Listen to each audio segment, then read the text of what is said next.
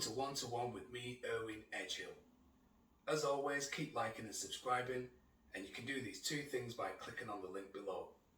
Also, if you believe that anyone else would resonate from watching the videos on One with Irwin Edgehill, pass this on to them too. Let's get started. Question comes today from Brenda in Solihull. Hi Brenda, thank you for your question. Brenda says, Irwin, why am I always anxious? And how can I go beyond it? Any information will be greatly appreciated. Thanks for your question, Brenda. First and foremost, Brenda, I think you need to understand that most people that you see in any given moment are anxious, excuse me, are stressed, lacking in resilience, lacking in self-esteem and confidence. But the reason why these people show like they're not lacking in resilience or any of those things that I've mentioned is because they wear the mask. And all that does is just perpetuates that person's misery. So well done in reaching out and asking this question so you can go beyond it yourself in terms of your anxiousness. The concept that I'm going to walk you through is called the stickman concept. Excuse me. This concept was first originated in the 1930s by a guy called Dr. Thurman Fleet. By the way, he's got a phenomenal book called Rays of Dawn that might interest you.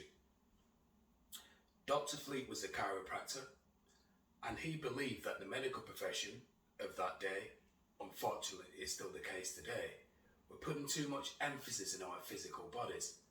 In other words, they were looking at the symptoms and not the cause. What he wanted to do was look at it holistically. In other words, what's going on for an individual, and start to peel the layers back so we can get to the root cause of that individual's problems. But in order to do this, he needed a clear picture of the mind. And since nobody had seen the mind, he said he would make it up in the form of a stickman. So this concept is called the stickman concept. Now, once I walk you through this, Brenda, I want you to think about your current situation, which is being anxious. And by thinking about this situation and watching it, and also studying it over and over and over again, eventually, I believe that your anxiousness will be a thing of the past. Now, Dr. Fleet said that our mind is infinitely bigger than our body. Now think about that for a minute. We think a thought and then the body acts it out, okay? So, we've got a big mind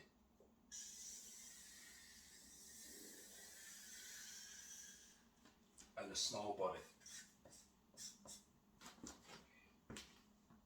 Dr. Fleet said, which is right, there are two parts to our mind. We've got the conscious part, that's the part that reasons and thinks. And once we've done all our reasoning and thinking, it goes into this crucial part, which is the subconscious part.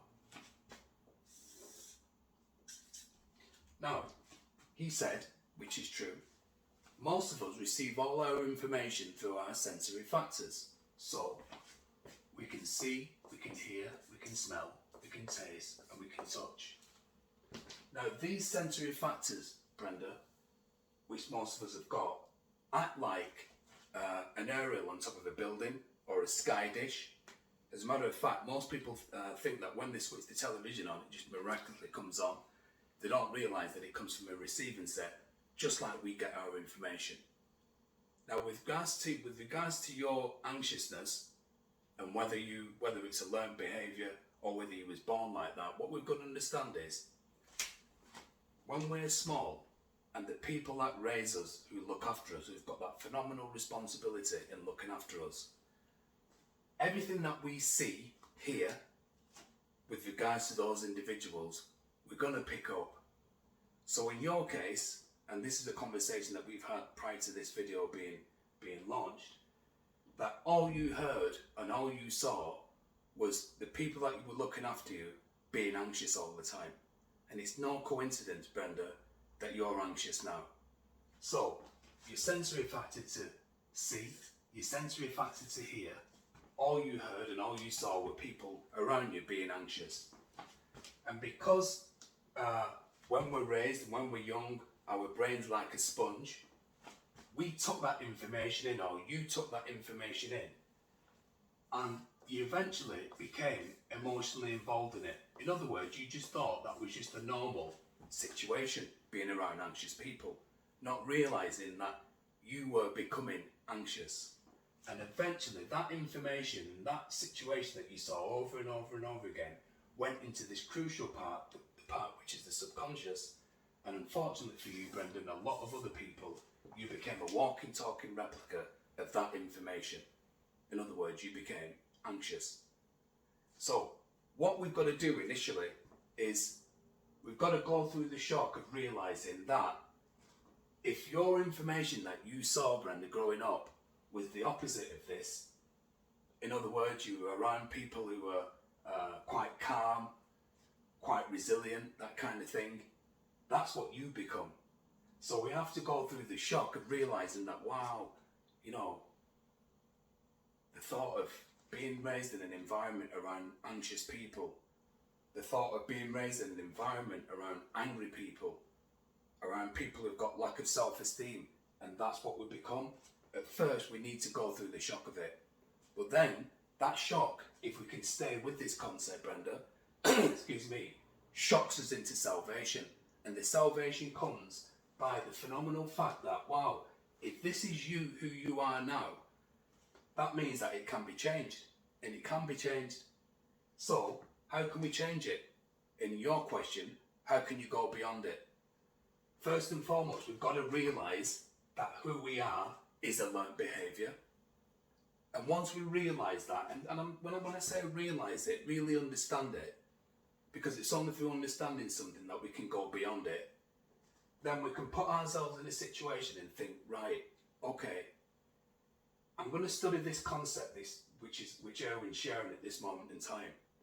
And if I can study it, and if you can study it over and over and over and over again, Brenda, you're going to become a walking, talking replica of it, and you'll be able to go beyond your anxiousness. And how we do that is by listening to the right information. You're getting some right information now. Also, sensory factor to see, reading the right information. So the books that we read in terms of, you know, which can alleviate our anxiousness, and I've just mentioned that book from Fleet, Rays of Dawn, by reading that book, that can help us as well. And what happens is, eventually, the stuff that we're reading, the new stuff, the positive stuff, the fantastic stuff, it washes away all the old stuff, all the old beliefs that we have of ourselves, and it moves into this crucial part, which is the subconscious, and eventually, Brenda, we become a walking, talking replica of this new information. And now, in your case, you will be not anxious. Now, it does sound really straightforward and so easy. And it really is as easy as that. But what we need to do, we need to put the hard work in, which is to go through this concept over and over and over and over again until we understand it. And then by implementing new ideas in terms of what we've got to do to change, in your case, change your anxiousness, we become a new person. And that's what will happen to you. Hope that makes sense, Brenda. And as I mentioned in the previous video, we can only get this information, we can only change for the better through repetition, because repetition is the mother of skill. And if we can change through the positive repetition of a concept like this, all will be well, and your situation will be well. Hope that makes sense. Like I say, study this, go over it over and over and over again, till you become a walking, talking replica of it. And I kid you not, if you stick with this, if you stay with this, your anxiousness will be a thing of the past.